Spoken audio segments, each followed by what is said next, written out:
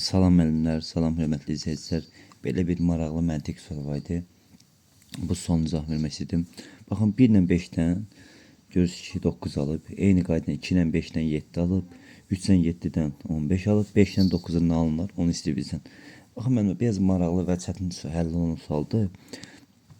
1 ilə 5-dən 9 necə alıb? 1 ilə 5-in o intervalda olanlar hansılardır? 1 və 5 arasında. 2, 3, 4 düzdür.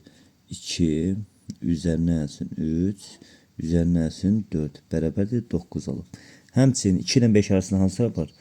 3 və 4 var. 3 ilə 4-ün cəmi eləyib 7. İndi də nəhayət burada 3 ilə 7-nin arasında hansı ədədlər var?